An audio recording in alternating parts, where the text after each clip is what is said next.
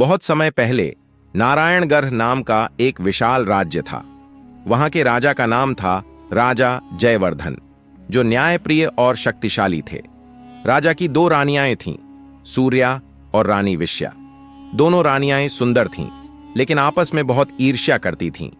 राजा को अभी तक कोई संतान नहीं हुई थी, यही उनकी सबसे बड़ी चिंता थी। एक दिन राजा शिकार के बहाने अकेले जंगल की ओर निकले। रास्ते में एक छोटे से गांव में उन्हें एक सुंदर और सरल स्वभाव की लड़की मिली। उसका नाम था तारा। वह एक गरीब कुमार की बेटी थी। तारा अपने पिता की सेवा करती थी और जंगल से लकड़ी लाकर बेचती थी। राजा उसकी सादगी और सुंदरता से बहुत प्रभावित हुए। उन्होंने तारा को विवाह का प्रस्ताव दिया और राजमहल ले आए। इस तरह तारा बनी तीसरी रानी तारा। रानी सूर्या और रानी विश्या को तारा बिल्कुल पसंद नहीं आई। वे उसे गांव की गमवार कहकर ताना मारती थीं। लेकिन राजा तारा को सबसे अधिक मान देते थे, क्योंकि वह शांत, समर्पित और धार्मिक थी।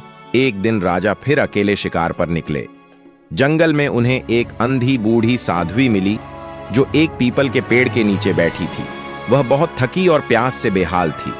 राजा ने तुरंत घोड़े से उतरकर उसे पानी पिलाया। बूढ़ी साध्वी ने आशीर्वाद में एक सुनहरा आम दिया और कहा, इसे तीनों रानियों को बांट देना। जो इसे खाएंगी वे गर्भवती होंगी। राजा ने आम ले लिया और साध्वी को साष्टांग प्रणाम किया। साध्वी ने जाते जाते कहा, पर ध्यान रखना, इन्हीं में से एक संतान तेरे वंश का नाश करेगी। राजा चौंक गए, बोले, कौन सी रानी, किसकी संतान? साध्वी मुस्कुराई, जिसकी कोख सबसे अधिक छल से भरी होगी।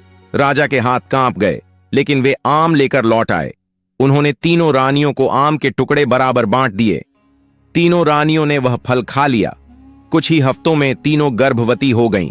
पूरे राज्य में उत्सव सा माहौल था, लेकिन राजा का मन साध्वी की बातों से बेचैन था। तभी एक दिन दरबार में एक तांत्रिक आया और राजा को चुपचाप एक पत्र दिया। उस पत्र में लिखा था, तीनों में से एक पुत्र वंश नाश करेगा। राजा अब पूरी तरह विचलित हो चुके थे।